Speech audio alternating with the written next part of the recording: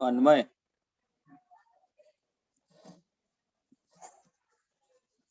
बोलिए देवादिदेव तीन लोकों के नाथ आदि विधाता प्रथम तीर्थंकर श्री आदिनाथ भगवान की जय। वर्तमान शासन नायक श्री वर्धमान जिनराज की जय। आचार्य भगवान श्री आदि सागर जी, शांति सागर जी,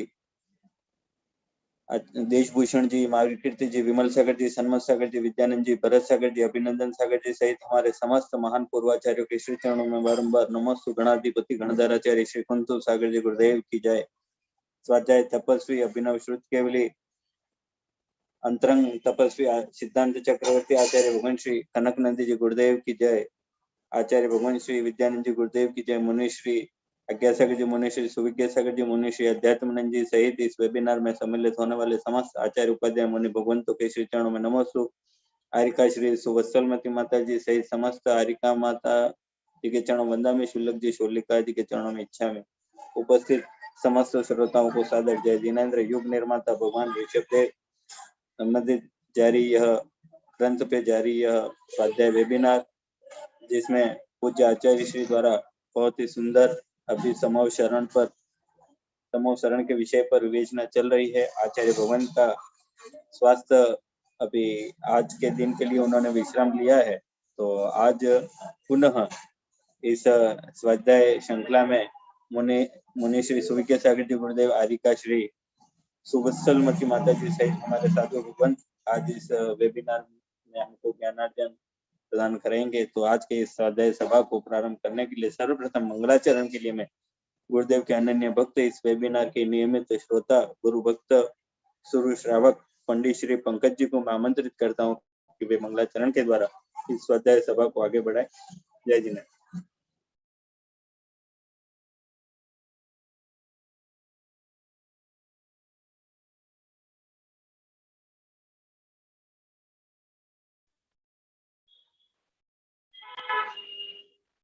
बोले आचार्य भगवान कुंतु सागर जी गुरुदेव की जय। आवाज आ रही है मेरी?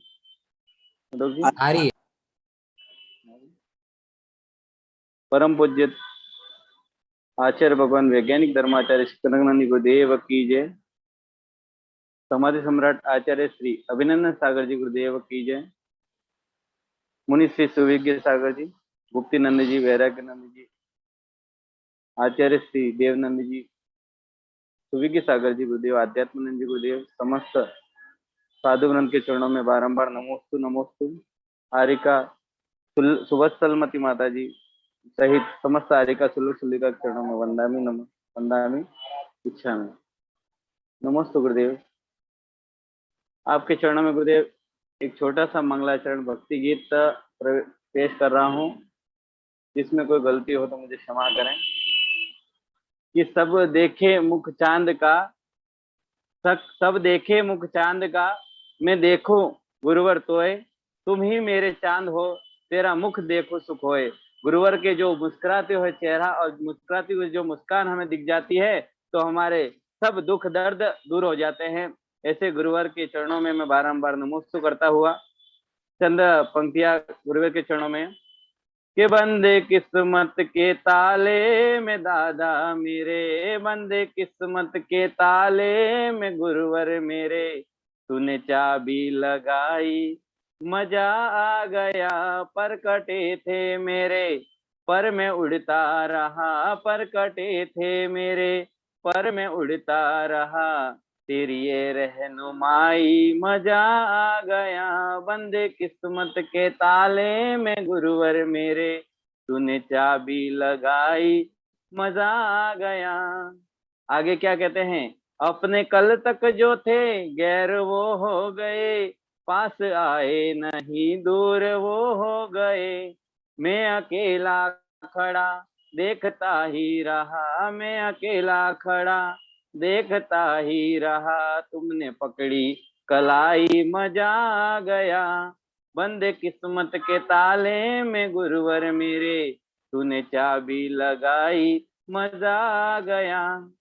जब से गुरुवर का साथ मिला है, जब से यह वेबिनार मिला है, गुरुवर का आशीष मिला है, तब से जो गुरुवर का ज्ञान पाया है और उस ज्ञान की वर्षा जो हम पर हुई है, तो उसकी जो ज्ञान हमने पाया है गुरुवर से, वो ज्ञान हम जहां जहां भी जाते हैं विधान करवाने, वहां पर यह ज्ञान की बरसात गुरुदेव के उपदेश को हम पहुंचाते हैं, तो सब उस ज्ञान की तारीफ करते हैं।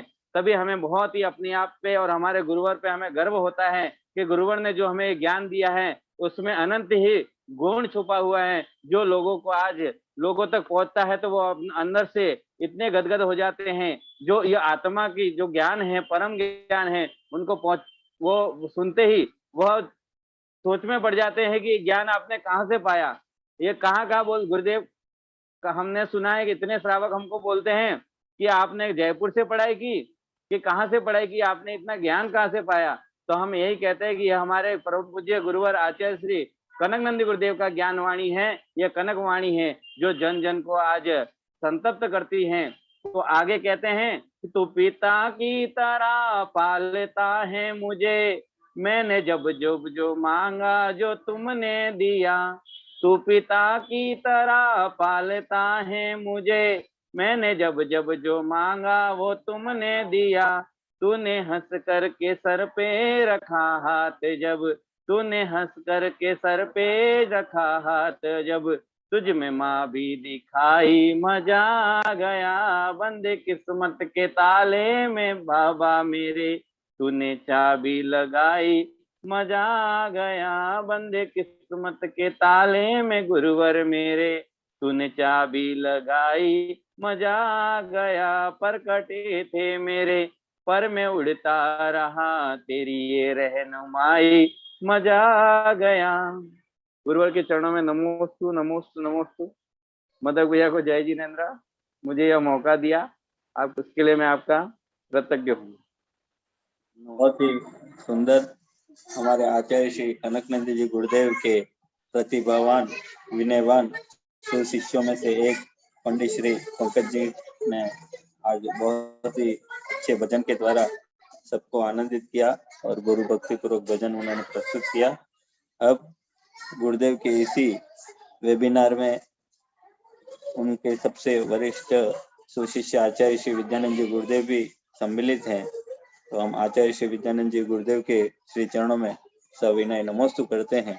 और आगे इस वेबिनार में मैं अभिव्यक्ति के लिए तथा हम सबको ज्ञान लाभ प्रदान करने के लिए मैं मुनि श्री आरिका श्री सुवत्सलमती माता जी के श्री चरणों में वंदना करता हूँ। माता जी, आप अपने मंगल देशना से हम सबको लाभान्वित करें। वंदे माता जी।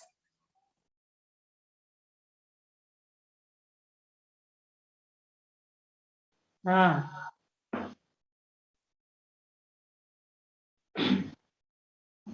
मंगलम भगवान वीरो, मंगलम गौतमो गणी, मंगलम कुंद कुंदाद्यो, जैन धर्मोस्तु मंगलम।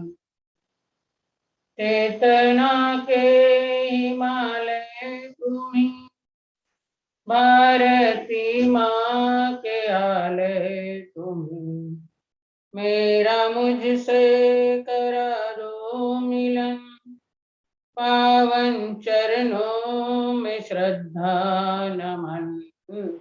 गुरुवर दो मुझको अपनी शरण, तेरे पग में निरंतर नमन। हृदय के कमल पर पधारो हे माता, आकंठ मेरे विराजो हे माता।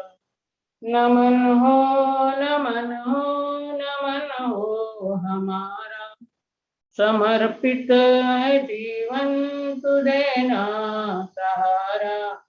हे शारदे माँ, हे शारदे माँ, अज्ञानता से मुझे ताम।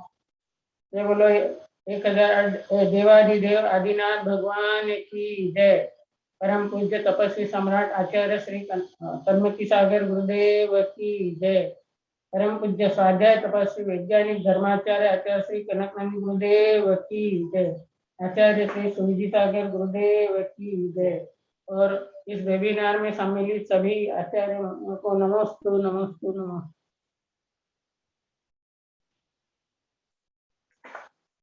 मैं आज स्वाध्याय तो रोज होता है और स्वाध्याय का विषय ही प्राय कर सब बोलते हैं, पर मैं आज कुछ हटके बोलने का मैंने विचार किया। आहार के बाद ही सूचना मिली थी कि आज तुम लोग ही वेबिनार में अपनी अभिव्यक्तियां करना, तो मैंने सोचा था कि मैं आज कुछ गुरुदेव के सानिध्य में आने के बाद मैंने क्या अनुभव किए वो अनुभव आपके साथ मैं बांटना चाहती हूँ। गुरुदेव की निष्पृहता कितनी है, ये हम लोग मेरे आने के बाद जो पहला चातुर्मास विजयनगर में हुआ था, तब हम चातुर्मास में कलश स्थापना के बाद वहाँ विराजमान थे। तो वहाँ पे कि समाज ने एक व्यक्ति को हमारी सेवा के लिए रखा था, तो वो प्रसाद का था। एक दिन वो आया और मन में बड़ी आशा लेके आया था कि गुरुदेव मुझे बोलेंगे कि भैया तू रुक जा। उसने कहा गुरुदेव मैं जा रहा हूँ। तो गुरुदेव ने ये कुछ नहीं पूछा कि भैया तू क्यों जा रहा है, तू रुक जा, तू हमारा काम करता था तो हमारी व्यवस्था कैसे आगे की बनेगी, कुछ नहीं। गुरुदेव ने कहा ठीक है जा रहे हो तो ये कैलेंडर लेके जाओ, एक आप रख लेना, एक आपके मंदिर में लगा देना। तो हम लोगों को इतनी हंसी आई थी कि वो बेचारा बहुत आस लेके आया था कि गुरुदेव समाज से कह के मुझे रुका देंगे और मेरी व्यवस्था बन जाएगी। परंतु गुरुदेव इतने निष्पृह है कि कोई आया तो उसको भी आशीर्वाद देते और जा रहा है तो भी आशीर्वाद। कोई है तो गुरुदेव का काम चलता है और नहीं है तो भी गुरुदेव का काम कभी रुकता नहीं है, चाहे ग्रंथ लेखन हो, चाहे प्रूफ रीडिंग हो, चाहे कुछ भी हो। गुरुदेव ऐसे है कि वर्तमान में जीते हैं, जो कार्य उनका है वो सतत चलते रहता है। इसलिए गुरुदेव कभी इसके लिए चिंता नहीं करते, ना चिंतन करते, वो तो अपने लेखन अध्ययन शोध बोध में ही लगे रहते। ये गुरुदेव की निष्पृहता, किसी के प्रति ना राग है ना किसी के प्रति द्वेष है। तो ये जो चतुर्थकालीन जो व्यवस्था है उसी के अनुसार पहले साधु कैसे रहते थे इसका एक उदाहरण है। एक बार हम लोग बनकोड़, बेटा उधर की आवाज कम कर दे। बनकोड़ा से विहार किया प्रातःकाल और हम तीनों माता जिया बड़े इससे चल रहे थे। एक जगह से दो मोड़ थे कि एक अलग कोकापुर साइड जाता था और एक आगे जाता था। तो हमें ज्ञात ही नहीं था, वहाँ कोई था नहीं, इसलिए हमने किसी से पूछा नहीं और बड़े इससे आनंद लेते हुए हम चले जा रहे थे। हम लगभग 4-5 किलोमीटर आगे चले गए। उसके बाद एक गाड़ी आई और उन्होंने कहा कि अरे आप लोग गलत रास्ते पे आ गए हो। और हमें गुरुदेव ने वहां से हमको बोलने के लिए बोला कि आप लोग गलत रास्ते पे हो, आपको वापस पीछे जाके कोकापुर का रोड अलग है वहां जाना है। तो उसी समय मुझे चिंतन आया, यानी गुरुदेव जो पढ़ाते उसका मैं चिंतन की बात बता रही हूँ। यदि गुरुदेव से नहीं पढ़ा होता तो उस समय एकदम थकान आ जाती कि अब 5 किलोमीटर आगे फिर 5 किलोमीटर पीछे जाके अपने गंतव्य वहां तक जाना है। परंतु तुरंत चिंतन आया कि इस जीव ने अनादिकाल से विपरीत दिशा में ही गमन किया और तीव्र गति से किया है, और जब तक जीव विपरीत दिशा में गमन करेगा तो कितनी तीव्र गति हो उसकी, परंतु अपने गंतव्य स्थान तक नहीं पहुंच सकता। और ये चिंतन मन में आते ही ना थकान हुई और गुरुदेव का ही ध्यान हो रहा था कि अब गुरुदेव जाके यही बोलेंगे।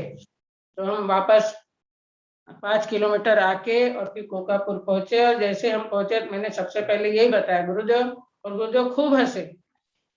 गुरुदेव ने ये नहीं कहा कि तुम कैसे गलत मार्ग पे चले गए थे, क्या हुआ, ये डांटा नहीं, कुछ नहीं किया, परंतु गुरुदेव भी हंसे। और फिर मैंने भी तुरंत जाके ये बताया कि गुरुदेव मुझे तो वही चिंतन आया कि ये तो 5 किलोमीटर है, पर मैं तो अनादिकाल से इस संसार में विपरीत ही परिभ्रमण कर रही थी।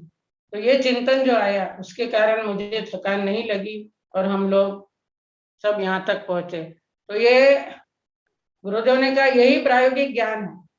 ग्रंथ में कितना भी पढ़ ले, परंतु ये जो प्रायोगिक जीवन में घटनाएं घटती है उससे ही शिक्षा। तो तुमने अब शिक्षा क्या ली? तो मैंने कहा जब अपन विहार करे या करे तो किसी से पूछ के और फिर सही मार्ग पे चलना। तो जीव ने यही नहीं किया, सदगुरु से मिले नहीं और सन्मार्ग पे चले नहीं, ऊपरी दिशा में चलते जा रहे। और गुरुदेव कहते हैं कि उल्टे चल रहे थे तुम लोग, सिर नीचे पैर ऊपर और दौड़ रहे थे। तो अपने स्थान पर मैंने अभी तुमको केवल सीधा किया है और सही मार्ग पे लाके खड़ा किया है, अब चलना तो तुमको ही है। तो गुरु का यही कर्तव्य होता है। और गुरुदेव इतना अपना कर्तव्य निभा रहे कि हर किसी को, कि इस जीव का, यहाँ कॉलोनी में भी आए तो गुरुदेव बिल्कुल सुनियोजित कार्यक्रम बना के आए थे कि यहाँ जाके मुझे यहाँ भव्य लोक है। जैसे अभी समोचरण का प्रकरण चल रहा है तो भगवान का समोचरण वही जाता है जहाँ भव्य लोग होते हैं। और गुरुदेव को यहाँ के लोगों की भव्यता ज्ञात थी, हो गई, इसलिए कि यहीं जाना है अपने को और वहीं जाके यहाँ के लोगों को सन्मार्ग दिखाना है। तो गुरुदेव कहते हैं कि अभी ये, और यहाँ क्या इतना भाग्य है कॉलोनी वालों का कि 2 वर्षों से लगातार इनको सानिध्य मिल रहा है। और गुरुदेव का जो गुरुदेव अपना अभियोग लेके चले थे कि यहाँ के लोगों को की भव्यता को प्रकट करना, तो वो कार्य बिल्कुल बहुत अच्छे से हो रहा है। और गुरुदेव के निमित्त ज्ञान भी गुरुदेव किसी को बताते नहीं तो अभी किसी को बोल दे कि गुरुदेव हाथ देखते हैं या बताते हैं तो यहाँ लाइन लग जाएगी। पर गुरुदेव निमित्त ज्ञानी इतने हैं कि हम बिलुड़ा में थे जब ठंडी थी और तभी गुरुदेव ने कह दिया था कि इस वर्ष वर्षा बहुत होगी, जबकि उस समय तो ठंडी के दिन थे, फिर थोड़े दिन में गर्मी आ गई। तभी वहां देख के निमित्त देख के ही अंतरिक्ष ज्ञान से उन्होंने बता दिया कि इस वर्ष वर्षा होगी। और आप सबको ज्ञात है कि 2019 में इतनी लगातार वर्षा होती रही, तो ये उनका गुरुदेव का निमित्त ज्ञान है। और एक गुरुदेव के सानिध्य में रहने के बाद एक से एक अनुभव आते हैं। हमारी श्रेयांशमती माता जी के ओबरी में ही फरवरी में ही स्वास्थ्य खराब हो गया था और हम सबको बहुत चिंता होती थी उनका स्वास्थ्य देख के। तो हम गुरुदेव से पूछते थे, गुरुदेव क्या इनका कैसा होगा, इनका क्या होगा? तो गुरुदेव क्या एक ही बात थी कि इनकी समाधि बहुत अच्छे से होगी। और कभी भी उनका स्वास्थ्य खराब होता तो गुरुदेव से हम आकुलित हो जाते, परंतु गुरुदेव स्थित प्रज्ञ रह के कि हाँ नहीं उनकी अच्छी हो जाएगी, गुरुदेव अभी ऐसा हुआ। तो गुरुदेव जरा भी विचलित नहीं होते थे। और ऐसा ही हुआ कि श्रेयांश्री माता जी की जो समाधि है वो सभी ने देखी है कि कितने उत्कृष्ट रूप से हुई है और सुसमाधि, और इतना 2-3 घंटे पूरा श्री संघ का सानिध्य सतत उनको संबोधन करते रहा।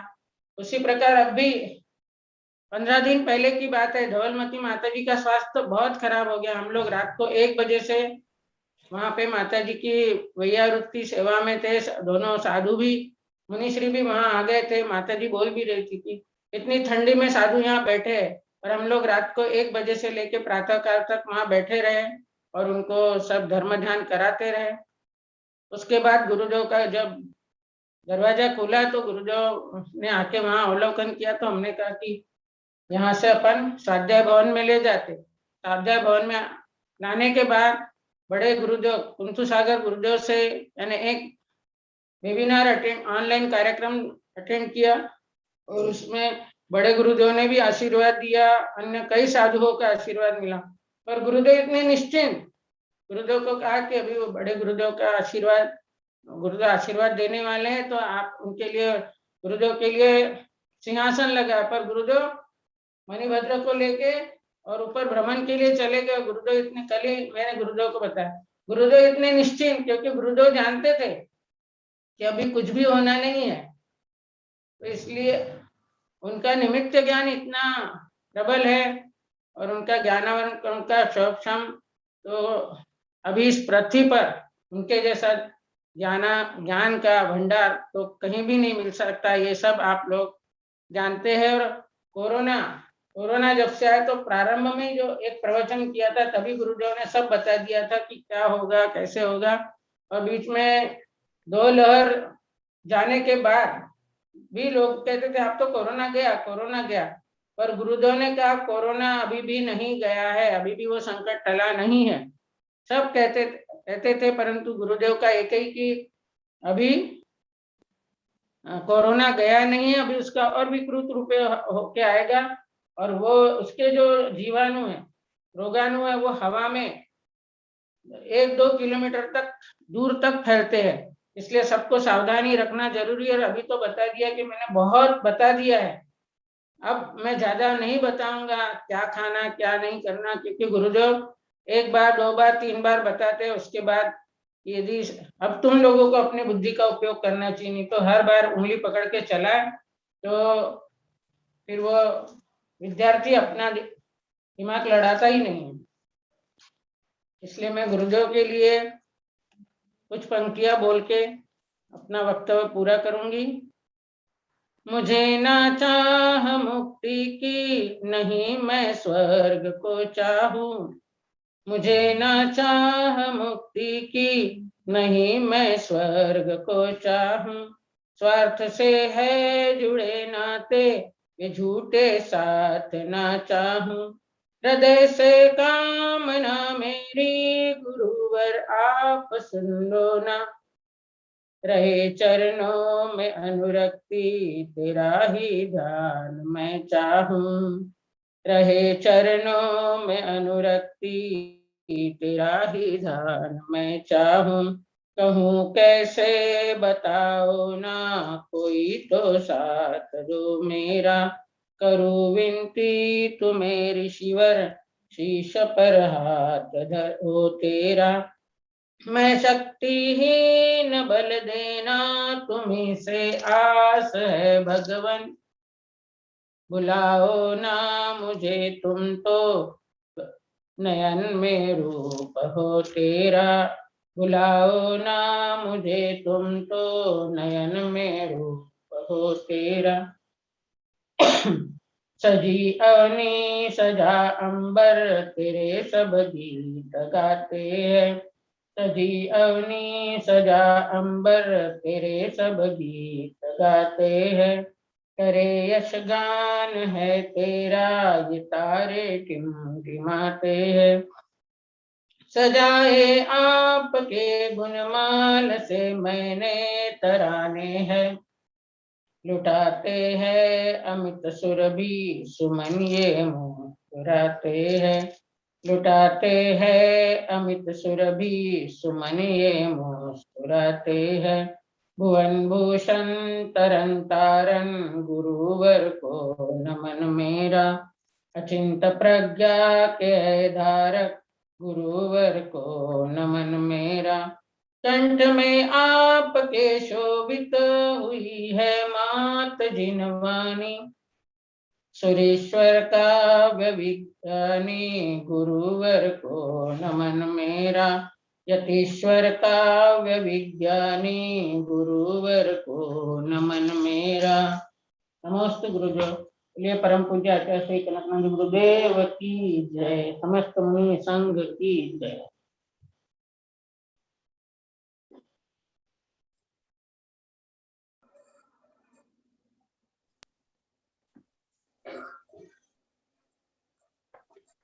वंदे मातरम, वंदे मातरम।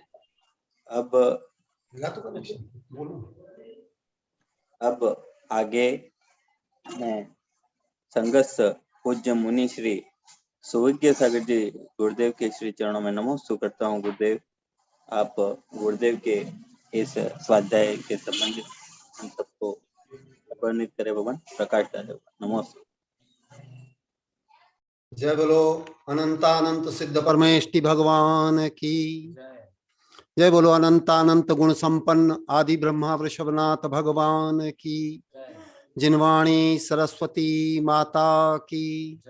भगवान के समवसरण की। परम पूज्य गणाधिपति गणधराचार्य श्री कुंथु सागर जी गुरुदेव की जय। बोलो परम पूज्य वैश्विक दृष्टि संपन्न आचार्य भगवंत श्री कनक नंदी जी गुरुदेव की। आचार्य भगवान श्री विद्यानंदी जी गुरुदेव की। जय बोलो सत्य सनातन जैन धर्म की, समस्त संत वृंद की।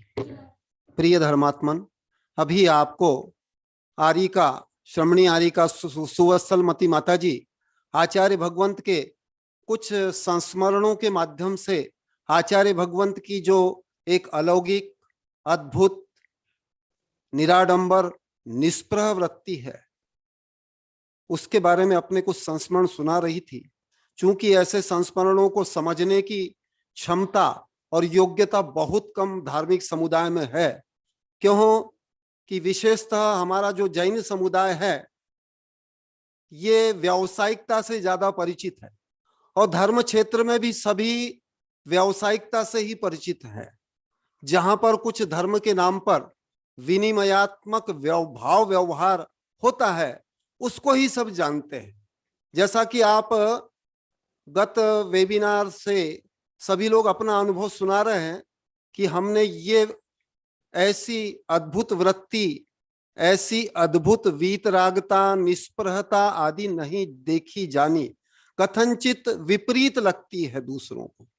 लेकिन अभी आचार्य भगवंत आगम के माध्यम से जितना भी रहस्योद्घाटन कर रहे हैं उसके माध्यम से आचार्य भगवंत यही बता रहे हैं कि ज्ञान ध्यान तपोरक्त तपस्वी सप्रशस्यते, यही साधु का यथार्थ स्वरूप है। आज जो स्वरूप सारे देश में बना दिया गया है वो वास्तविक स्वरूप नहीं है। भले ही अधिकतर साधु संतों से लेके सामान्य जन समुदाय बहुत ही विपरीत, भ्रमित और सब उसमें मुग्ध हैं, लेकिन वो मुग्धता योग्य नहीं है, क्योंकि वहां पर सिर्फ और सिर्फ एक व्यावसायिकता का ही ज्यादा भाव व्यवहार दिख पड़ता है। सारा लक्ष्य धन केंद्रित, जन संग्रह, धन संग्रह, ख्याति, पूजा, लाभ, प्रसिद्धि यही रह गया है। भले ही अनुभवहीनता के कारण अधिकतर लोग समझ नहीं पाते, लेकिन अभी मैं जो विषय बताने के लिए बैठा हुआ हूं, इस जिनवाणी के माध्यम से ही हमको ये सत्य तथ्य ज्ञात हो रहा है, इस वेबिनार के माध्यम से ही ये सत्य तथ्य ज्ञात हो रहा है। आचार्य भगवंत विद्यानंदी जी गुरुदेव भी, जो कि गुरुदेव के पास 21 वर्ष रहे हैं, बहुत दीर्घकालिक विद्वान शिष्य हैं, उन्होंने भी आपको यही सारा अनुभव बताया कि आचार्य भगवंत को हमको जानना, पहचानना और उनके इस व्यक्तित्व, कृतित्व और इनके इस महान लक्ष्य से हमको लाभान्वित होना, ये हमारा अब परम ध्येय होना चाहिए। इसके अतिरिक्त हमारा कोई भी अब लौकिक सांसारिक प्रयोजन के लिए यदि आप धर्म करते हैं तो वो साकांक्ष धर्म होगा, निराकांक्ष धर्म नहीं होगा।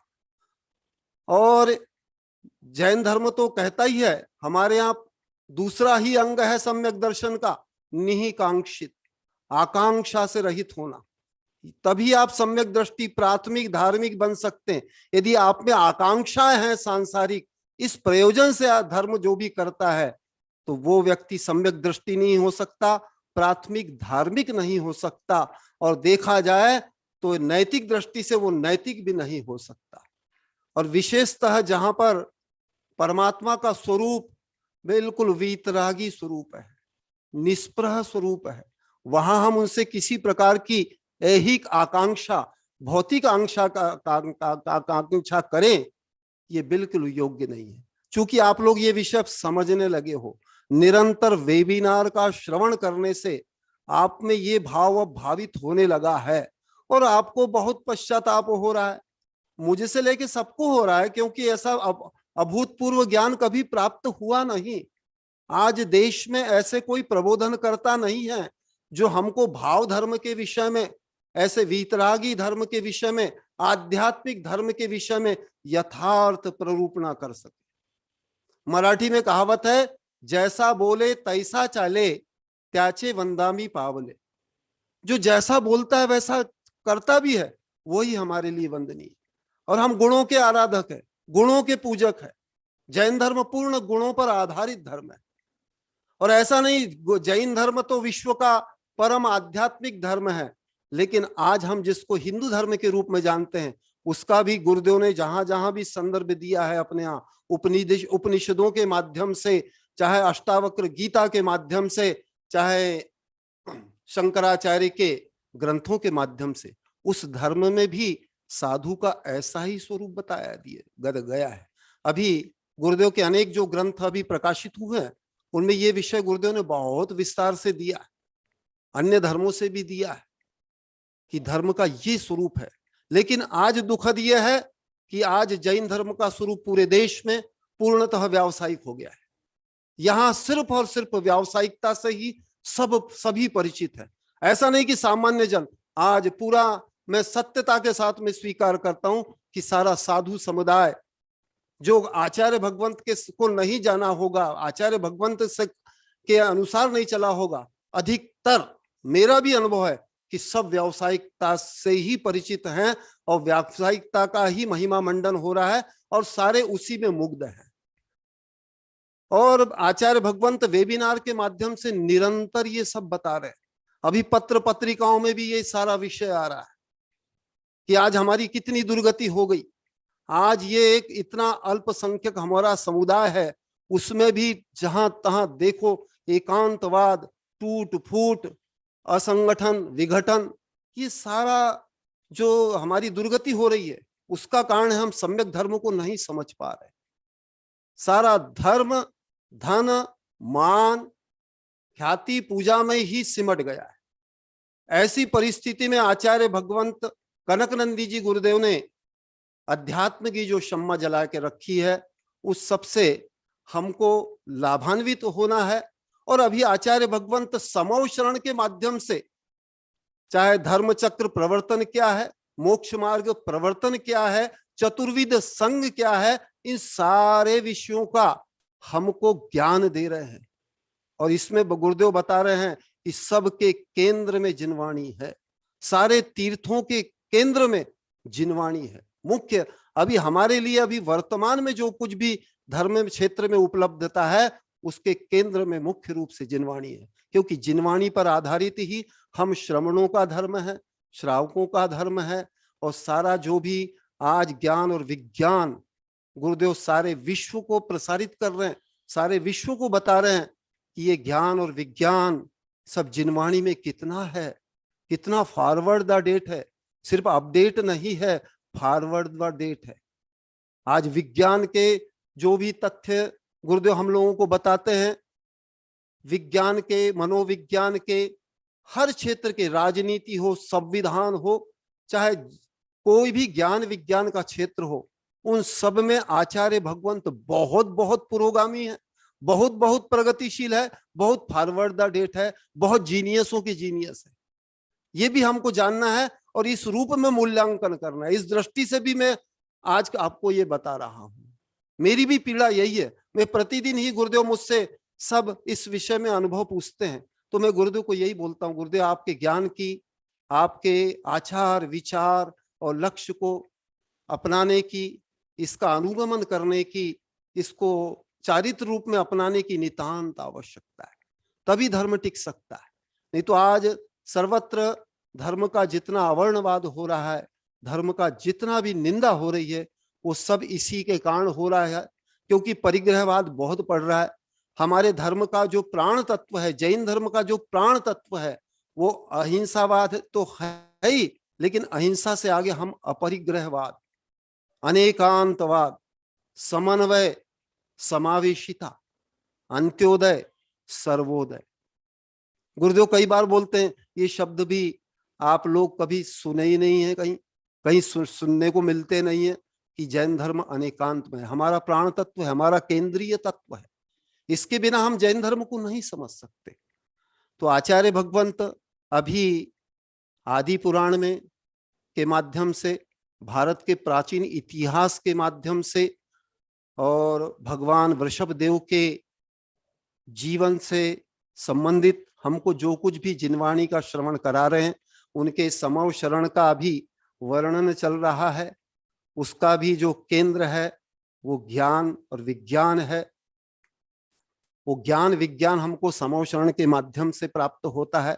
और आचार्य भगवंत ने इस विषय में अभी तक प्राय 450 ग्रंथ लिख दिए हैं।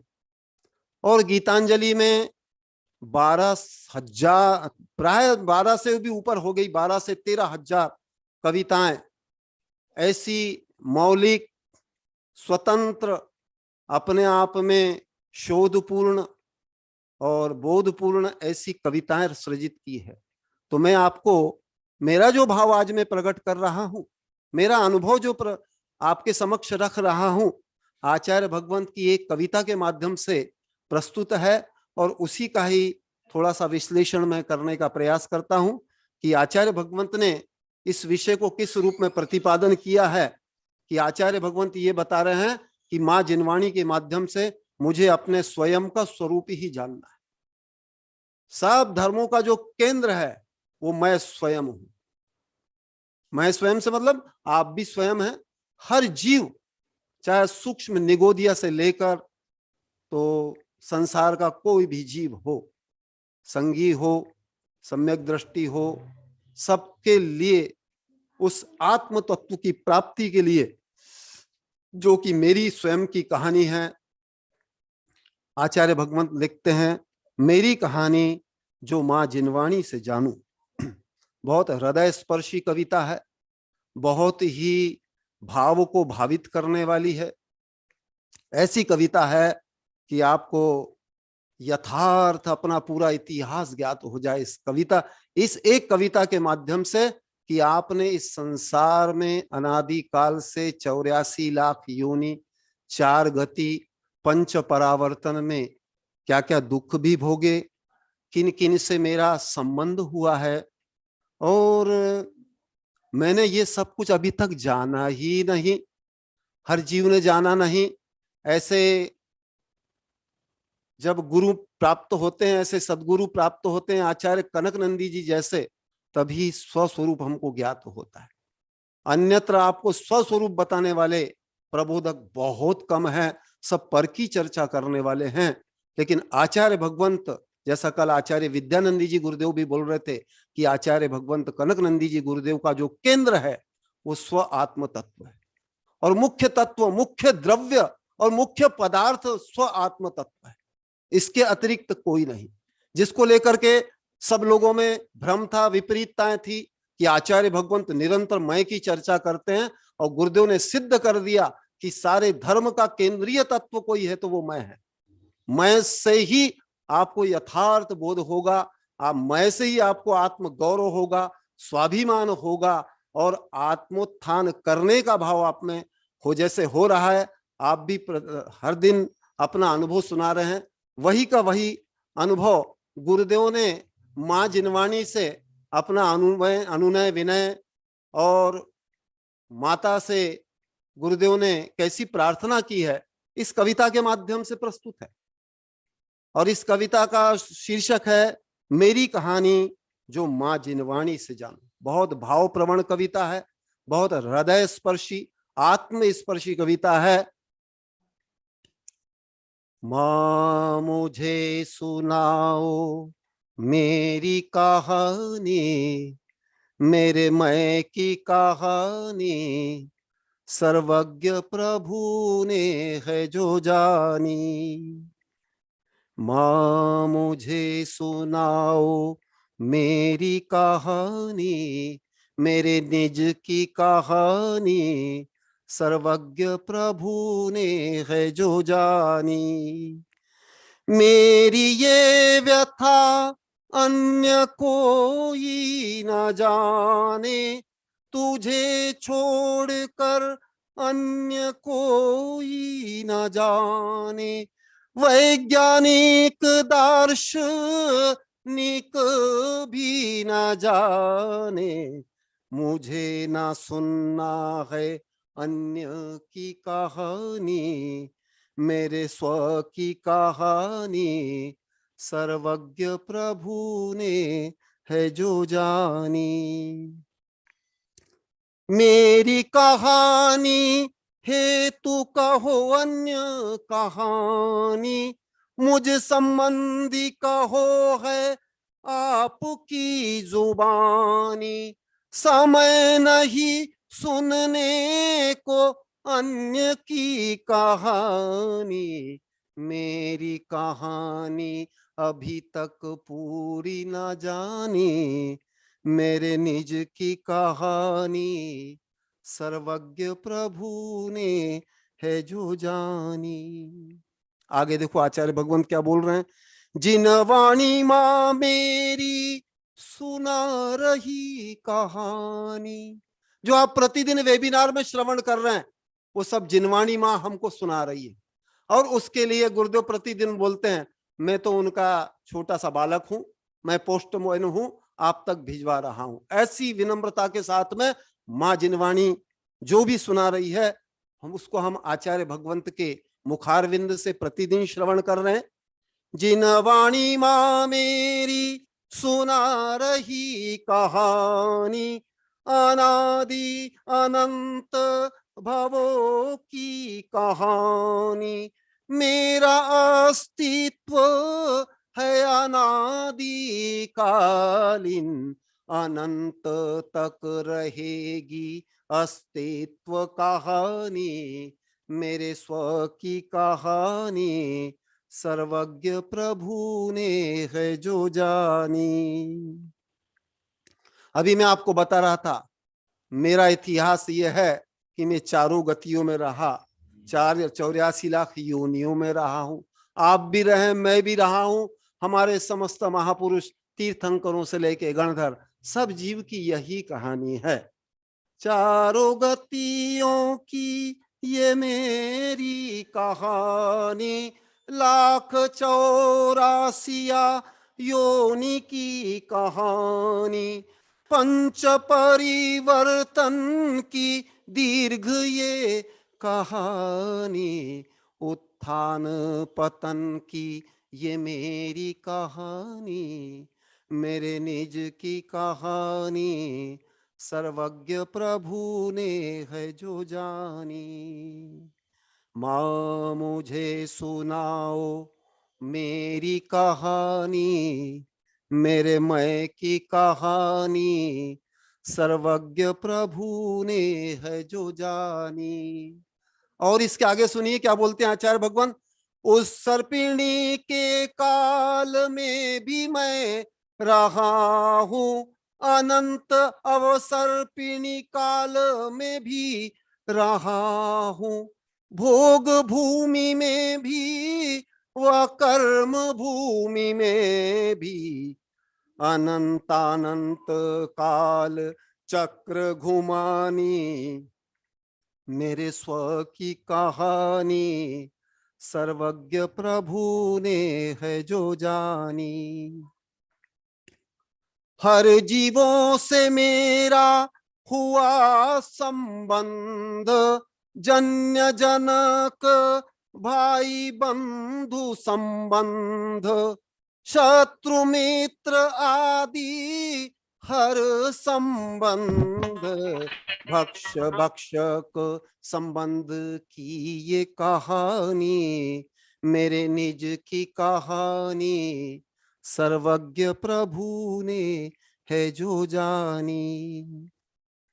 ऐसी विचित्र है ये मेरी कहानी, नाटक सिनेमा से परे ये कहानी, काल्पनिक तिलस्मी से परे ये कहानी, उत्थान पतन की ये मेरी कहानी, विकास विनाश की ये मेरी कहानी, मेरे मैं की कहानी सर्वज्ञ प्रभु ने है जो जानी। सभी खाया वो सभी पिया भी, भोग उपभोग सभी किया भी, किंतु अभी तक एक काम ना किया भी, स्वयं की उपलब्धि अभी तक न कराई, मेरे स्व की कहानी सर्वज्ञ प्रभु ने है जो जानी।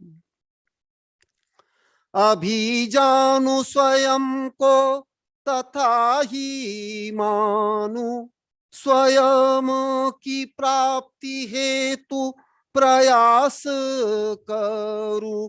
मैं तो शुद्ध बुद्ध आनंद स्वरूपी, राग द्वेष मोह काम रिक्त कहानी, मेरे निज की कहानी सर्वज्ञ प्रभु ने है जो जानी। माँ मुझे सुनाओ मेरी कहानी, मेरे मैं की कहानी सर्वज्ञ प्रभु ने है जो जानी। और अंतिम पंक्ति क्या लिख रहे हैं आचार्य भगवान, इस स्वयं का अनुभव लिख रहे हैं। इस हेतु सतत प्रयत्नरत हूँ, ध्यान अध्ययन भी इसी हेतु करूँ हूँ, समता शांति भी इसी हेतु धारू, कथा करे कनक स्वयं की सदा ही, मेरे मैं की कहानी सर्वज्ञ प्रभु ने है जो जानी। माँ मुझे सुनाओ मेरी कहानी, मेरे मैं की कहानी सर्वज्ञ प्रभु ने है जो जानी। इस कविता के माध्यम से आचार्य भगवंत ने मेरा, आपका, संसार के समस्त जीवों का जो परिचय प्रस्तुत किया है माँ जिनवाणी की जुबानी के माध्यम से, ये बहुत ही सारांश में हमारा सौभाग्य है। इस एक कविता के माध्यम से मेरे अनुभव में ये आ रहा है कि आचार्य भगवंत इस विषय में सैकड़ों ग्रंथों का ये सार रूप में है। हम जिस कविता के माध्यम से अभी श्रवण कर रहे हैं, इस सैकड़ों ग्रंथों का गुरुदेव का अध्ययन, चिंतन, मनन, अनुप्रेक्षा, समीक्षा, ज्ञान और जो स्वयं में आत्मस्थ कर लिया है आचार्य भगवंत ने। गुरुदेव कई बार बोलते हैं ये विषय मेरा सिर्फ कोई हृदयस्थ नहीं है, मनस्थ नहीं है, ये मेरा आत्मस्थ है। ऐसा इस दृष्टि से ही बोलते हैं कि ये मैं स्वयं में अनुभव करता हूं, क्योंकि आज ऐसी अनुभूति को रखने वाले गुरु हमारे पास बहुत दुर्लभ है। सब अनुभवहीनता का ही सारा धर्म तंत्र है। आज मैं आपको बिल्कुल सत्यता से बता रहा हूं, और आप लोग भी प्रतिदिन इस विषय को समझ रहे हैं, मान्य कर रहे हैं, अपनी गलती को मान्य कर रहे हैं। आचार्य भगवंत ने भी इस कविता के माध्यम से यही कहा है, सारा अपना अनुभव उड़ेल दिया, क्योंकि ऐसा अनुभव परक विषय, ऐसा समीक्षा परक, ऐसा सत्य प्रतिपादक विषय और ऐसा आध्यात्मिक विषय आज हमको प्राप्त होना बड़ा दुर्लभ हो रहा है। क्योंकि आज देश में बहुत प्रकार की कथाएं हो रही हैं, लेकिन वो आगम बाह्य हो रही है, अपने आत्म तत्व से बाहर अन्य ही किसी लौकिक प्रयोजन के लिए हो रही। लेकिन इस कविता के माध्यम से आचार्य भगवंत ने जो हमको अपने स्वयं का परिचय कराया है, अपने स्वयं का बोध कराया है कि सारे सबका केंद्र मैं हूं, और वो सब कुछ हमारे भावों में है। प्रतिदिन आचार्य भगवंत तो बोलते हैं कि ये सब कुछ हमारे भाव में है, अन्यत्र कहीं भी नहीं है। पुण्य पाप स्वर्ग मोक्ष सब कुछ अपने में ही है। आचार्य भगवंत से कई लोग जो प्रश्न करते हैं, क्योंकि अपना जो अभी यहाँ संघ है ये भारत में सबसे कम विहार करने वाला संघ है, सबसे कम अपेक्षा उपेक्षा और प्रतीक्षा करने वाला संघ है। आचार्य भगवंत हमेशा कहते हैं कि मैं कोई पैदल चल करके और विहार करते हुए मोक्ष जाने वाला नहीं हूं, मैं जहां बैठा हूं वहीं मेरा मोक्ष है, वही मेरा स्वर्ग है, वही मेरा सब कुछ है। क्योंकि आप लोग भी जानते हैं, आपने एक गीत सुना होगा कि मैं स्वर्ग यही नरक यहाँ, इसके सिवाय जाना कहाँ, जी चाहे जब हम को आवाज दो, हम थे यहीं हम हैं यहाँ, अपने यहीं दोनों जहां, इसके सिवाय जाना कहाँ। इस गीत का भी प्रतिबोध यही है, जो भी है सब हमारे अंदर ही है, हमारे भावों में ही है, हमारे भावों में ही समस्त तीर्थ है, नवदेवता है, सब कुछ है। ठीक है, हम व्यवहार रूप में बाह्य धर्म का भी पालन जो करते हैं वो इसी के लिए करते हैं कि अपने स्वयं की हमें प्राप्ति हो, हम स्वयं में ही सब कुछ प्राप्त करें, सारी उपलब्धि हमारे स्वयं में है, बाहर हमको कहीं भी कहीं कुछ भी प्राप्त नहीं करना है।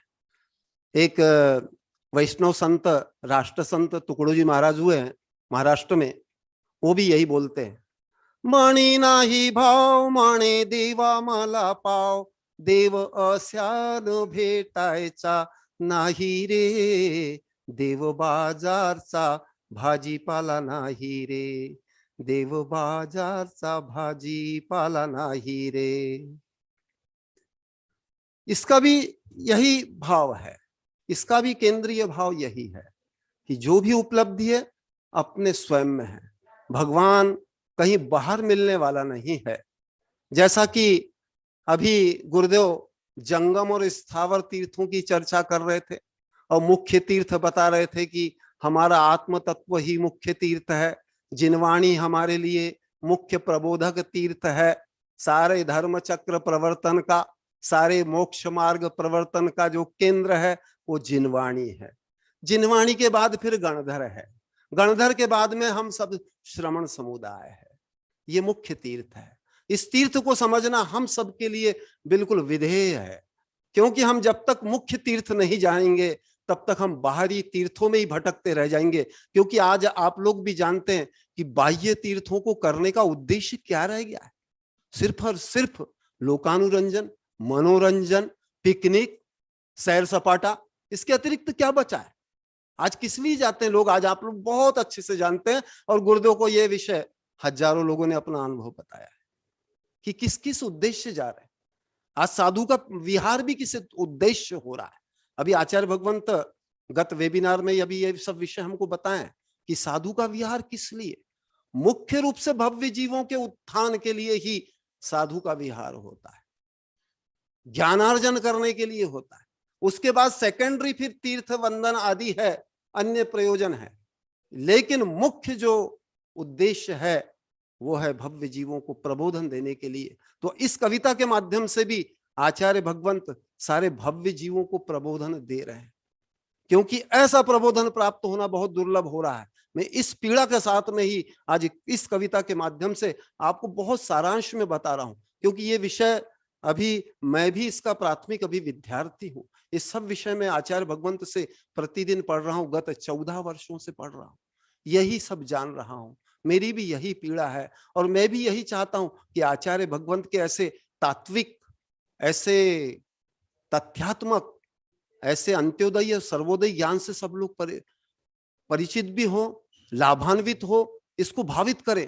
जैसा आप सब बोल रहे हैं कि गुरुदेव हमको बहुत हल्का अनुभव होता है, क्यों हो रहा है?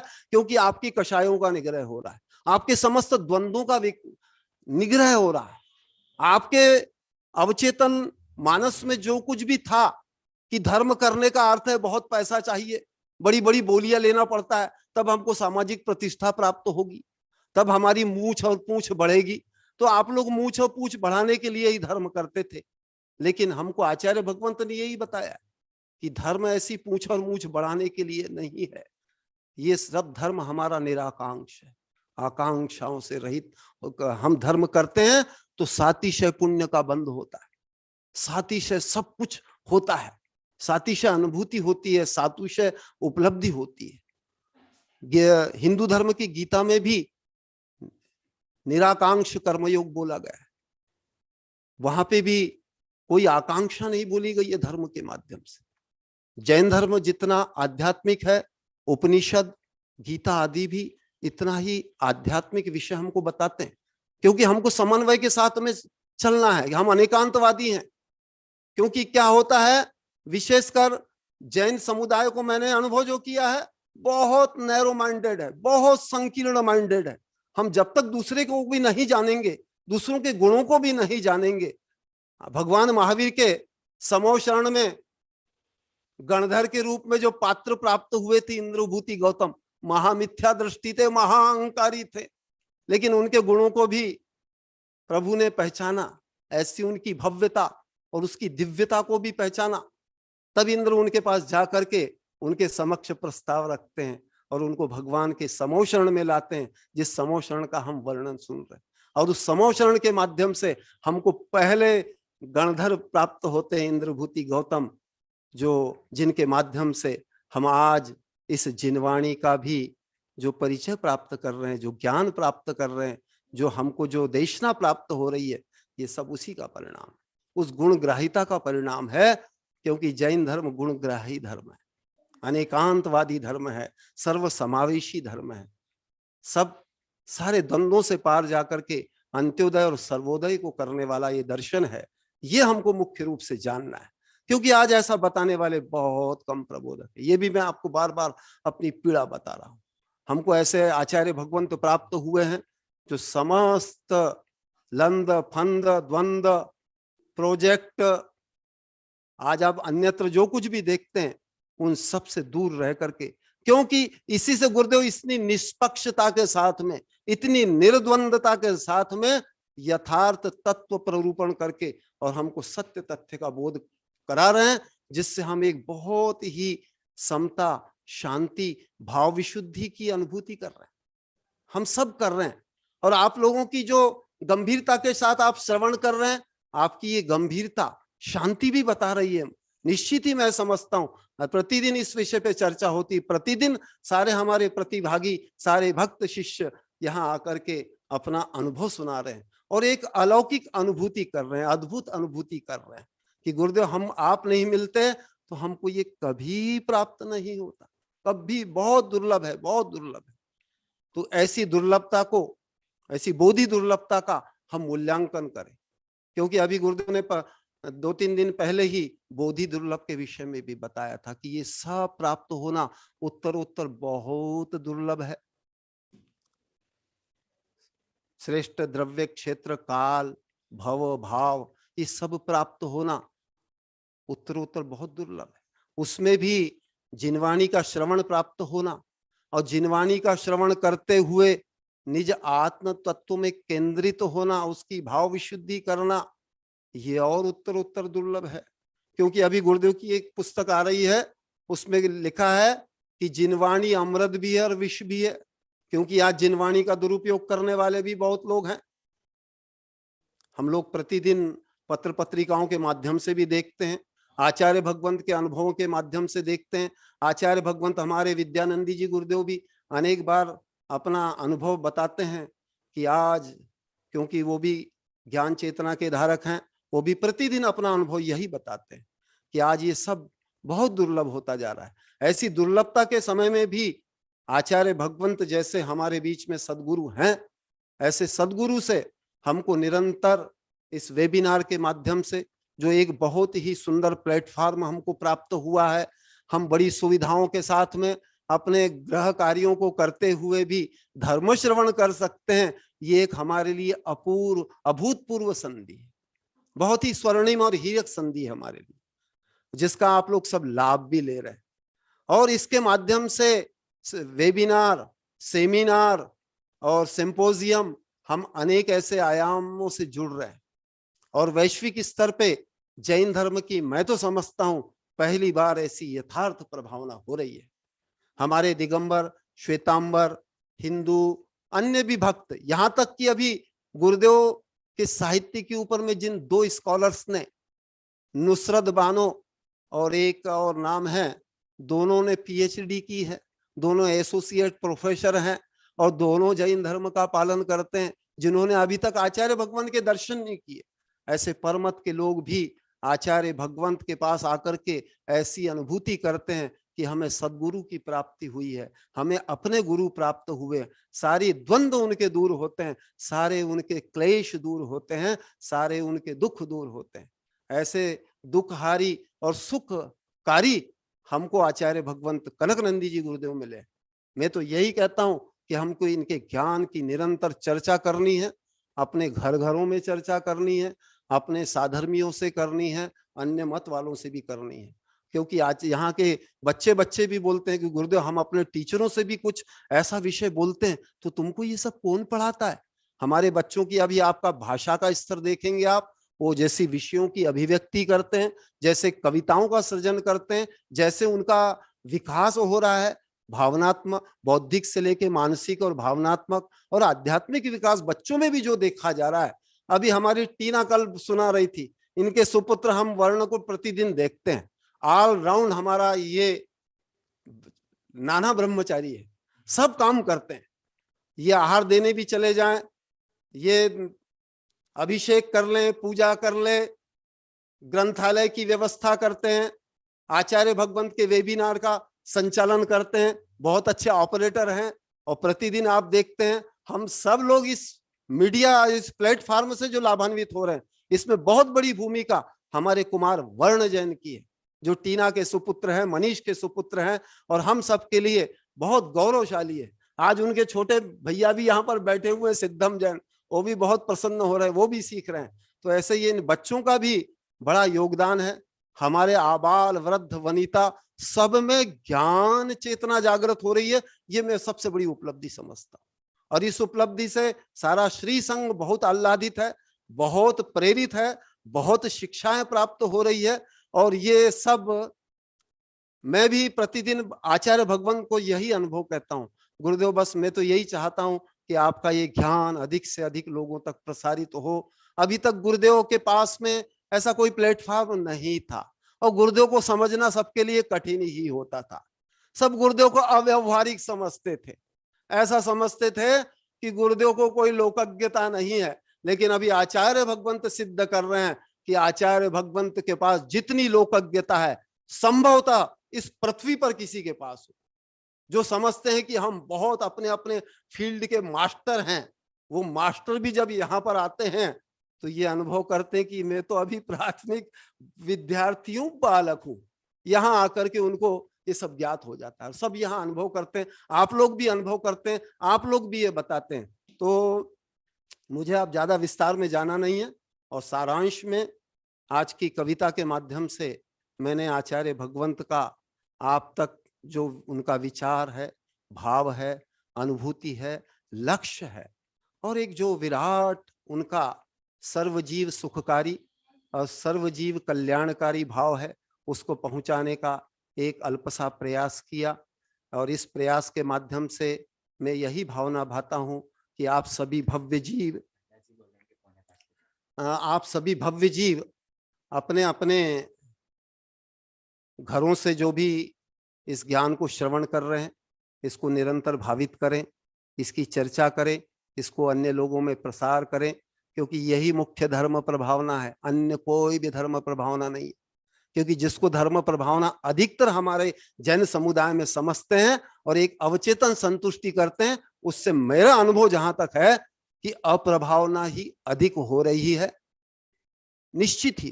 क्योंकि यहाँ पर जैन क्या और अजैन क्या सारे लोग आकर के अनुभव बताते हैं।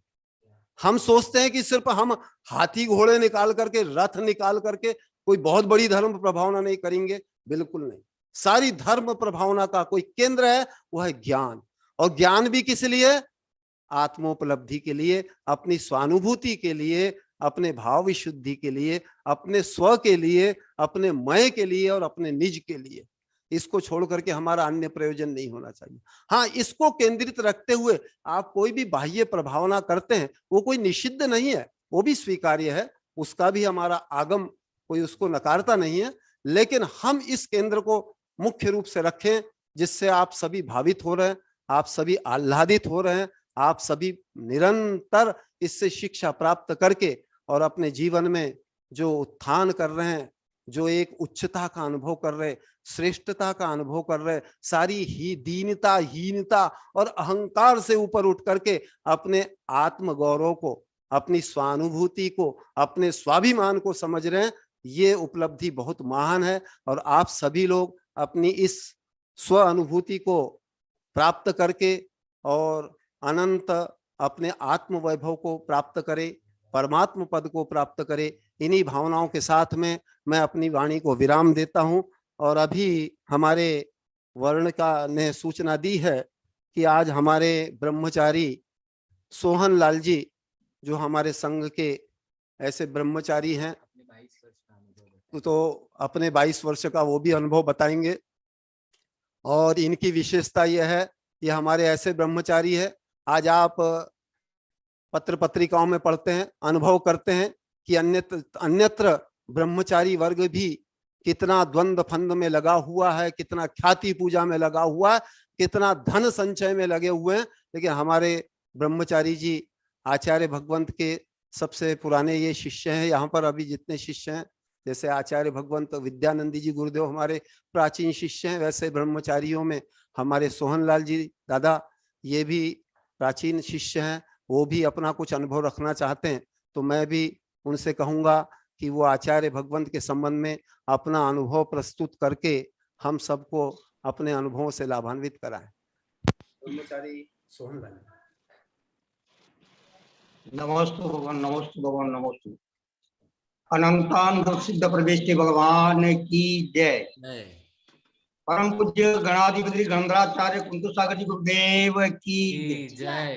स्वाध्याय तपस्वी वात्सल्य मूर्ति वैज्ञानिक श्रवणाचार्य कुलाधिपति आचार्य श्री कनक जी गुरुदेव की जय। जय। परम पूज्य आचार्य श्री विद्यानंद जी गुरुदेव की जय। जय। परम पूज्य मुनि श्री आज्ञा सागर जी गुरुदेव की जय। जय। वेबिनार में उपस्थित सभी साधुओं को मेरा श्रीकाल भक्ति पूर्वक आरिका माता जी के चरणों में वंदामी और श्रीलिका माता जी के चरणों में इच्छामी, और साधर्मी को मेरा बहुत बहुत धर्म वृद्धि रस्तु आरोग्यम अभिवृद्धि रस्तु। मैं आचार्य श्री से जब जुड़ा उसके पहले सन 1996 के अंदर आचार्य श्री का चातुर्मास उदयपुर में हुआ था। उस समय आचार्य श्री को आचार्य पदवी का पदारोहण कार्यक्रम में मैं सम्मिलित हुआ था। उस समय मेरी नियुक्ति अध्यापक के पद पर धान मंडी स्कूल उदयपुर में थी, तो मुझे सौभाग्य मिला कि आचार्य श्री के प्रथम दर्शन करने का, और उस कार्यक्रम में मैं सम्मिलित हुआ जब अभिनंद सागर जी गुरुदेव के वरद हस्त से आपको आचार्य पद आचार्य कुंतु सागर जी की आज्ञा से दिया गया। वो प्रथम मेरा दर्शन था। उस समय मैं आचार्य श्री के पहले दर्शन किए थे, इतना जुड़ाव नहीं था। और उसके बाद में जब आचार्य श्री का चातुर्मास झाड़ोल सराड़ा में सन 1999 में हुआ, तो उस समय हमारे एक साथी सोहनलाल जी जो झाड़ोल के ये महातपस्वी थे, 111 उपवास किए, तो उन्होंने वहां पर वैज्ञानिक संगोष्ठी का आयोजन करवाया। उस गोष्ठी के अंदर मेरे पास भी ये सूचना आई कि वैज्ञानिक संगोष्ठी हो रही है, तो मैंने उस समय में सेवानिवृत्त हो चुका था। मैंने 3 दिन रह करके उस गोष्ठी का पूरा लाभ लिया, और मैंने अनुभव किया कि आज जीवन में जो धर्म हम सोच रहे हैं, धर्म को पढ़ रहे हैं, धर्म को सुन रहे हैं, उसमें विज्ञान की सर्वोपरि आवश्यकता है। तो इसलिए मैंने उस संगोष्ठी में शामिल होकर के कि किस प्रकार आचार्य भगवान जो वैज्ञानिक नाम से जाने जाते हैं, वैज्ञानिक धर्माचार्य के नाम से जाने जाते हैं, किस प्रकार से धर्म को विज्ञान के जोड़ते हैं। क्योंकि मुझे ये अनुभव था कि वर्तमान युग जो वैज्ञानिक युग है, और उस युग में धर्म और विज्ञान के संतुलन की सर्वोपरि आवश्यकता है। और क्योंकि धर्म जीवन की प्रयोगशाला है और विज्ञान जीवन की, धर्म प्रयोग है और विज्ञान धर्म की प्रयोगशाला है, और जितनी भी आवश्यकता धर्म की है मानव के जीवन में, उतनी आवश्यकता विज्ञान की भी है। धर्म उसे दिशा प्रदान करता है और विज्ञान उसको गति देता है, क्योंकि धर्म के पास, विज्ञान के पास तो गति है, मगर उसके पास दिशा नहीं है, और उसका दिशा प्रदान करने के लिए धर्म की आवश्यकता है। तो मैंने चिंतन किया कि इस प्रकार के जो संगोष्ठी है उसमें मुझे सम्मिलित होना चाहिए और मुझे लाभान्वित होना चाहिए, क्योंकि जीवन में अगर गति है और दिशा का अभाव है तो वो गति विपरीत हो जाएगी। इसलिए आचार्य श्री के सानिध्य में फिर मेरा पुण्य का उदय आया। तो मैं सन 2000 जब आचार्य श्री का चातुर्मास आयर में हुआ, आयर उदयपुर से 2-3 किलोमीटर है, वहां पर चातुर्मास हुआ। तो उस समय मैं सेवानिवृत्त हो चुका था। तो मैंने विचार किया कि आचार्य श्री के संग में रह करके कुछ लाभ लेना चाहिए। वहां पर ऐसा सौभाग्य प्राप्त हुआ कि हमारे 15 जो वरिष्ठ नागरिक जिन सब सेवानिवृत्त हो चुके थे, जिसमें प्रोफेसर, इंजीनियर, वकील, डॉक्टर, जज, सभी प्रकार के शिक्षाविद थे, उन्होंने एक निर्णय लिया कि आचार्य श्री के संग सानिध्य में रह करके अपने को ये सेमिनार या जो ये प्रशिक्षण लेना है। तो 10 दिन का हमारा प्रशिक्षण हुआ, उसमें मैं भी सम्मिलित हुआ। और उसी समय से मैंने निर्णय कर लिया था कि आचार्य श्री के संग में रह करके और अपने को कुछ लाभ लेना है धर्म का। तो 10 दिन का जो शिविर हुआ उसमें धर्म दर्शन सेवा संस्थान, उसके पहले एक संस्था आचार्य श्री के आशीर्वाद से बड़ौत धर्म दर्शन विज्ञान शोध संस्था बड़ौत में थी, वो साहित्यिक प्रकाशन का काम करते थे। और मैंने जब आचार्य श्री से जुड़ा तो ये जब संस्था का आचार्य श्री के आशीर्वाद से निर्माण हुआ धर्म दर्शन सेवा संस्थान, उस समय ये लक्ष्य था कि आचार्य श्री के जो ज्ञान विज्ञान है उसको देश विदेश में प्रचार करें और आचार्य श्री के साहित्य का प्रकाशन विश्व स्तर पर होवे और इसका प्रभाव ना होवे। तो मेरा लक्ष्य जो था उसी के अनुसार मैंने मन में एक चिंतन किया, विचार किया कि मैं अपनी शक्ति भक्ति के अनुसार आचार्य श्री के आहार व्यवस्था में सहयोग करना, विहार में सहयोग करना और कहीं पर भी साहित्य सेवा के लिए और साहित्य के लिए प्रकाशन संबंधी जो भी आवश्यकता होगा मैं करूंगा। उस समय लक्ष्य था मेरा। उसी लक्ष्य को प्राप्त करके मैंने आगे मन में एक चिंतन किया कि इस प्रकार की जो व्यवस्था है उसको बनाए लेने के लिए मुझे लगातार आचार्य श्री के संग में रहना है। मगर सन 2001-2 में जब आचार्य श्री का चतुर्मास प्रतापगढ़ हुआ था तो मैं वहां नहीं जा पाया था। उसके बाद गुरुदेव का वापस पुनः 2005 में चतुर्मास, बीच बीच में जाता आता दर्शन करता रहता था, कुछ समय रहता था। 2005 में वापस चातुर्मास आचार्य श्री का उदयपुर में हुआ, नरसिंहपुर के नोहरे में। उस समय जुड़ा और तभी से अब तक 16 साल में मैंने अनुभव किया कि आचार्य श्री एक महान वैज्ञानिक हैं, महान तपस्वी हैं, महान शिक्षाविद हैं, इनसे जरूर लाभ लेना चाहिए। तो मैंने ये अनुभव किया कि आचार्य श्री बचपन से प्रखर बुद्धि और प्रतिभा के धनी, ज्ञान के पुंज, सत्यान्वेषी और सागर को घाघर में समाहित करने वाले, सत्य, समता, शांति के उपासक, जिन्होंने अपनी पैनी लेखनी के माध्यम से अभी तक 365 ग्रंथों की रचना की है, जिसमें गणित, विज्ञान, दर्शन, राजनीति, न्याय, कानून, पर्यावरण आदि विषयों का आध्यात्मिक, मनोवैज्ञानिक, सामाजिक और स्वास्थ्य की दृष्टि से विश्लेषण कर प्राणी मात्र के लिए जीवनोपयोगी बनाया है। आप श्री का उद्देश्य साहित्य, संगोष्ठी, शिविर और विभिन्न संस्थाओं, विश्वविद्यालयों, न्यायालयों में प्रवचन के माध्यम से प्रत्येक भव्य आत्माओं की प्रतिभा का विकास करना, जन जन के लिए आत्म कल्याण के मार्ग को प्रस्तुत करना है। उस समय एक चिंतन चला कि आचार्य श्री एक दिगंबर साधु होते हुए भी सभी धर्मों का आदर करते हैं, किसी पंथ, मत, रूढ़ी, परंपरा में विश्वास नहीं करते हैं। आपका कहना है कि सत्य, समता और शांति ही मेरा धर्म है। अगर शांति नहीं है, सत्य नहीं है, समता नहीं है तो धर्म हो ही नहीं सकता। आपकी इस प्रकार की विचारधारा एवं प्रतिभा से प्रभावित होकर के कई संस्थाएं, गायत्री परिवार, नारायण सेवा संस्थान आरएसएस, विश्व हिंदू परिषद, जैन, फिक्स नेस्ट और वैज्ञानिक, प्रोफेसर, डॉक्टर, इंजीनियर, वकील, हिंदू श्वेतांबर और यहाँ तक कि विदेशों के, अमेरिका के वैज्ञानिक आचार्य श्री के ग्रंथ के प्रकाशन में विशेष रूप से सहयोग दे रहे हैं।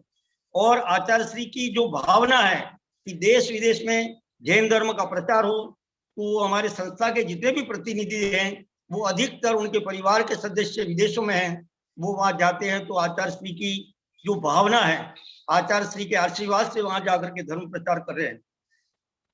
और आचार्य श्री द्वारा शिक्षित और दीक्षित जितने भी साधु साध्वी ब्रह्मचारी विद्वान हैं, वो उसमें लाखों में साधु साध्वी ब्रह्मचारी आदि दिगंबर सेंधु, उसमें किसी प्रकार का भेदभाव नहीं है।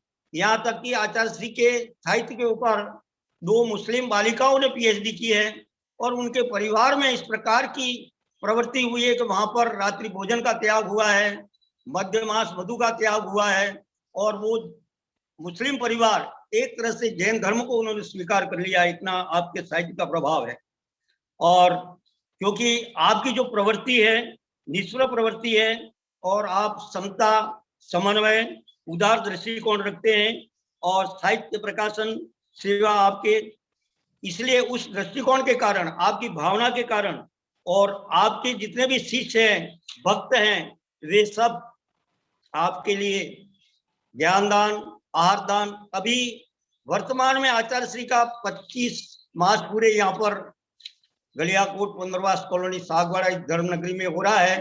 तो बढ़ चढ़ करके, और ये यहाँ की जो भावना भक्ति इतनी है और उन्होंने जो इतना ज्ञान प्राप्त किया है, विचारों भावों की शुद्धि हुई है, उनका कहना है कि गुरुदेव आजीवन यहीं पर विराज हमारे सभी जीवों का, क्योंकि हमने बहुत पाप किए हैं, बहुत हमारे विचारों में मलिनता थी, उस मलिनता को आपने दूर किया है, ऐसी भावना वो उभारे हैं। तो उसके बाद में जब कभी कभी एक चिंतन चलता लोगों की विचारधारा थी कि इतना साहित्य छपता है तो इतना पैसा कहाँ से आता है, आचार्य श्री किससे याचना करते हैं क्या? तो इसके लिए भी मैं आपसे निवेदन करता हूं कि आचार्य श्री, अभी तक आचार्य श्री ने किसी को ये नहीं कहा कि मेरा साहित्य छपाना है। यहाँ तक ये स्थिति, मैं जब से जुड़ा उसके बाद में, उसके पहले कम ग्रंथ प्रकाशन हुए थे, बाद में क्रमशः ग्रंथों का प्रकाशन अधिक होने लगा। तो जो ही पांडुलिपि तैयार होती है, स्वेच्छा से ज्ञानदानी आकर के आचार्य से निवेदन करते हैं और मैं अपने माध्यम से उस ग्रंथ को प्रकाशन के लिए प्रेस में देता हूं। कभी आचार्य श्री ने पूछा पैसा है या नहीं है, कितना आया, किसका आया, कुछ भी नहीं। और अभी तक करोड़ों रुपयों का ग्रंथ छप चुका है और उसमें भी ऐसे ज्ञानदानी है जो लाखों लाख रुपया देते हैं, कभी नाम भी नहीं चाहते हैं। ऐसी भावना लोगों की आचार्य श्री के प्रति हुई है। उसका एक ही कारण है कि आपकी निष्प्रता। उसके बाद में मैंने अपने जीवन में जो अनुभव किया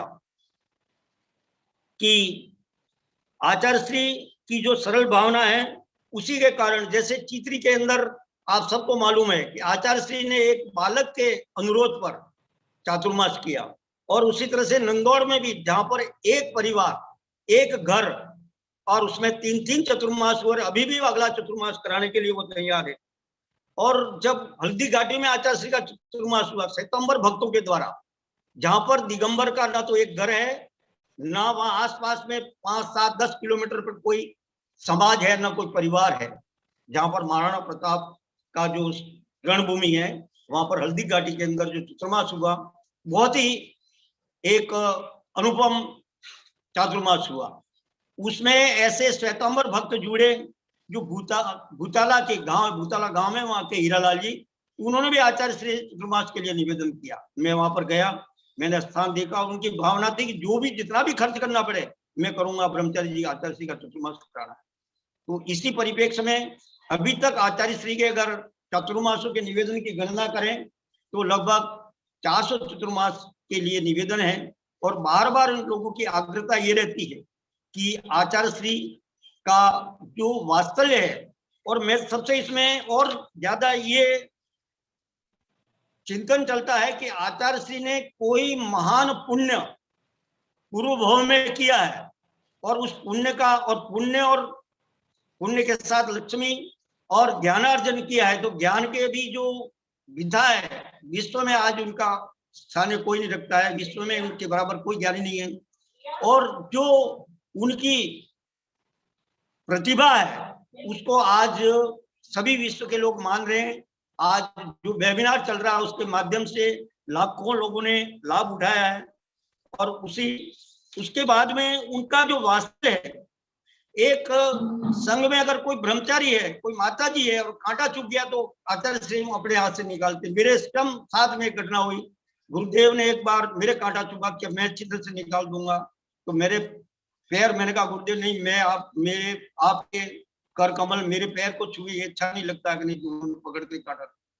और यहाँ तक सीपुर में मैंने अनुभव किया, आचार्य श्री कभी बाहर से कोई सीपुर चतुर्मास किए दो, उसमें भी कोई बाहर से आता है तो सीपुर के जो कुत्ते हैं उनको भी आशीर्वाद भेजते हैं। उन कुत्तों को कुत्ते परिक्रमा लगाते थे गुरुदेव की, और इतना गुरुदेव के प्रति उनका जो समर्पण भाव था, तो गुरुदेव का भी उनके प्रति इतना वात्सल्य भाव था। और मैं अपने आप को बहुत पुण्यशाली समझता हूँ कि मुझे ऐसा गुरु का सानिध्य मिला, क्योंकि जीवन में अगर किसी को पुण्य का उदय आता है जब भी गुरु का सानिध्य मिलता है ऐसे। क्योंकि कोई भी व्यक्ति अपने ज्ञान से, बुद्धि से गुरु को मारने लगता है, मगरंतु उससे अधिक बुद्धिमानी उसकी ये होगी कि उनके ज्ञान का सम्मान करे, सदुपयोग करे और उसी के अनुसार अपना आचरण करे। गुरु को मान लेना ही गुरुत्व नहीं है, गुरु के ज्ञान का उपयोग और गुरु के द्वारा दी हुई शिक्षा को अपने जीवन में उतारे, ये सच्चा उद्देश्य होना चाहिए।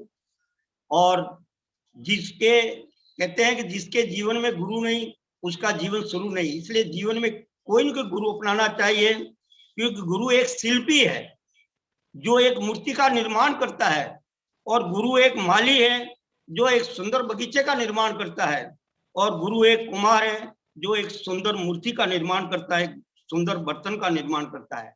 इसलिए गुरु की महिमा बड़ी अपरंपार है। गुरु एक सांचा है, जिस प्रकार कोई प्रतिकृति मूर्ति बनानी है उसका एक सांचा होता है, तो जैसा सांचा होगा वैसी आकृति बनेगी।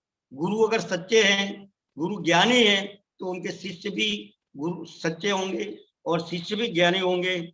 और गुरु का जो वात्सल्य मेरे ऊपर है, आशीर्वाद है, वो मैं आजीवन गुरुदेव के उपकार को नहीं भूलूंगा। नमोस्तु गुरुदेव, नमोस्तु गुरुदेव, नमोस्तु।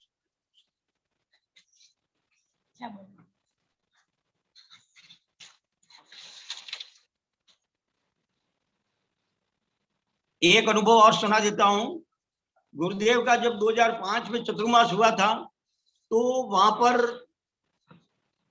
2 मुनिराज की दीक्षा हुई थी, मुनि सच्चिदानंद जी और मुनि चिन्मयानंद जी की। तो उस मंच पर सुबह 7 बजे से कार्यक्रम शुरू हुआ और 1 बजे तक कार्यक्रम हुआ। उसमें उस गुलाब चंद जी कटारिया उस समय गृह मंत्री थे, तो वहां के लोगों ने कहा कि गुरुदेव ये नेता आए हुए हैं उनको मंच पर। गुरुदेव ने कहा कि नहीं, ये धार्मिक मंच है, ये राजनीतिक मंच नहीं है, और इस मंच पर किसी धार्मिक कार्य के अलावा कोई भी कार्यक्रम नहीं होगा।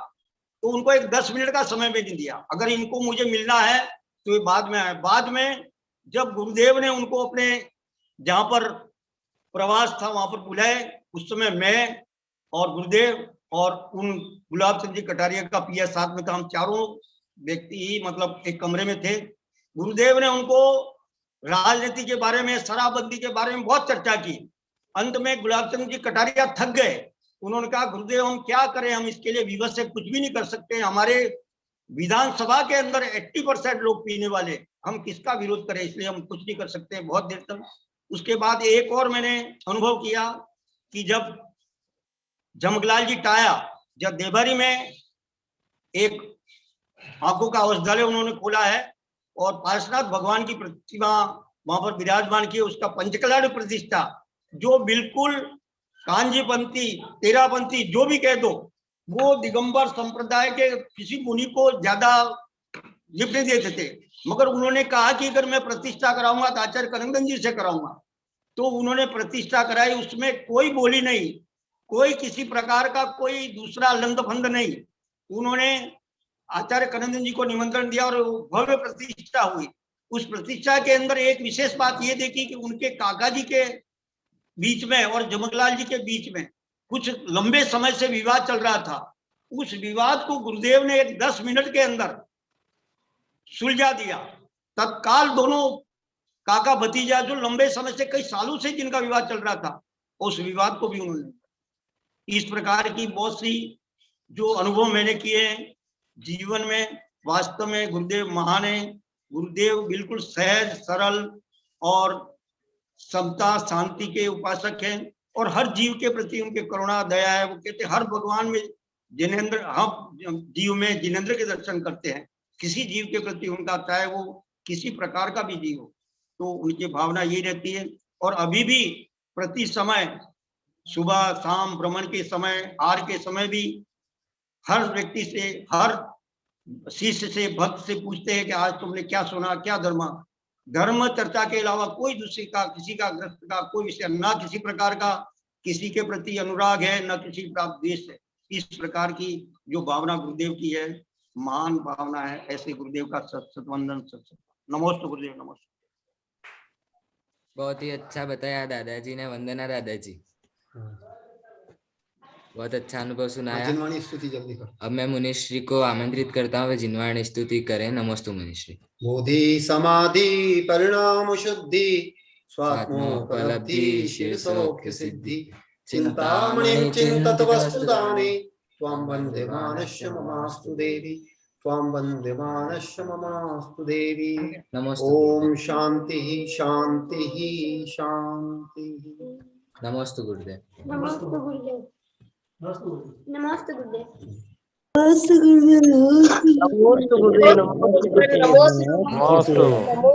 जयकारा गुरुदेव का, नमस्ते गुरुदेव, नमस्ते।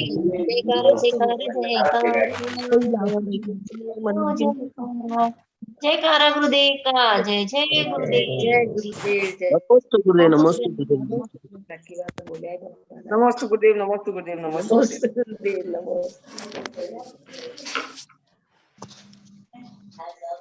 के दर्शन होंगे।